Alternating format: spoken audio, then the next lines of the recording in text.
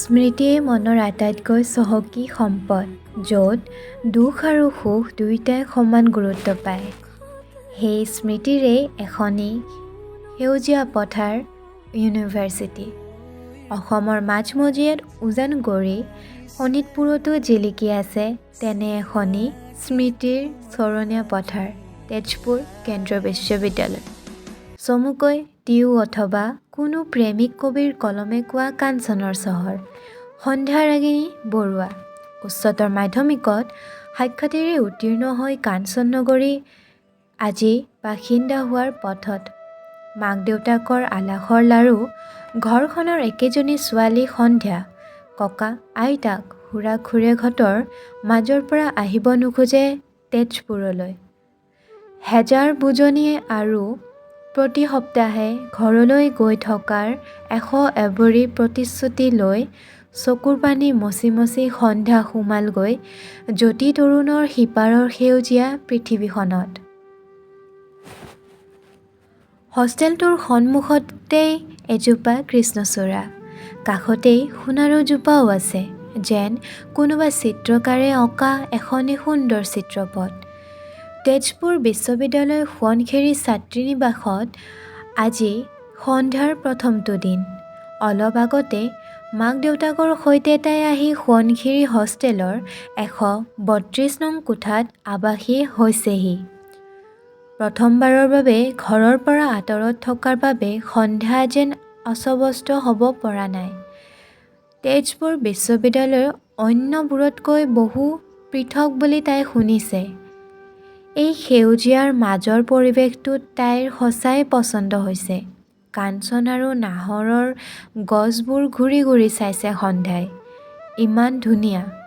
Campus নহয় যেন কোনোবা সাহিত্যিকৰ কলমেৰে নিগৰা সপোনহে। কিন্তু তথাপিও ক'ৰবাত ভয়টোৱে লগ এৰা নাই তাইক। নতুন ঠাই, নতুন মানুহ, তাতে ৰেগিং নামৰ শব্দটোৱে সপোনতো খেদি ফুৰিছে তাইক। বহুতে কৈছে ইয়াত হেনো ৰেগিং নহয়।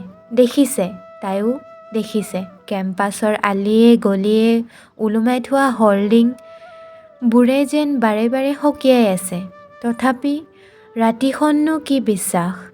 ছিনিয়ৰ ২-৩জনী হুৰমূৰকৈ সোমাই আহিলে তাইক হল্ডিঙে বচাবহি নে কিবা।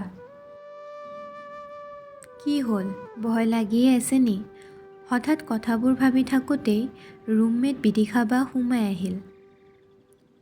নাই বা, এনেই আৰু অলপ, কওঁ নকৌকৈ ক'লে তাই। একো নাই, লাহে লাহে চব ঠিক হৈ যাব। ক্লাছ আৰম্ভ হোৱাৰ পাছত এইবোৰ ভাবিবলৈ সময় নাপাবা। অলপ ওলাই যাওঁ ব'লা, মনটো ভাল লাগিব তোমাৰ। মন নাছিল যদিও প্ৰথম দিনাই নাযাওঁ ক'বলৈ বেয়া লাগিল বাবেই ওলাই আহিল সন্ধ্যা। তেজপুৰ ইউনিভাৰ্চিটিৰ সেউজীয়াবোৰেই তাইৰ আটাইতকৈ বেছি ভাল লাগে। এই সন্ধিয়াৰ সময়খিনিত ইউনিভাৰ্চিটিখনে এটা যেন বেলেগ ৰূপহে লয়। বিদিশা বাৰ লগত সন্ধ্যা গেটৰ বাহিৰৰ ভাৰ্চিটি কৰ্ণাৰলৈ গৈছিল। বাৰ কিবা বস্তু আনিব লগা আছিল। মানুহে যেন ভৰি আছিল দোকানখন। পুৰণিখিনিৰ বাবে দুমাহৰ অন্তত মৰমৰ চৌহদটোত লগৰবোৰৰ লগত ঘূৰাৰ মাদকতা, নতুনখিনিৰ হয়তো নতুন বুলিয়েই সতেজতা।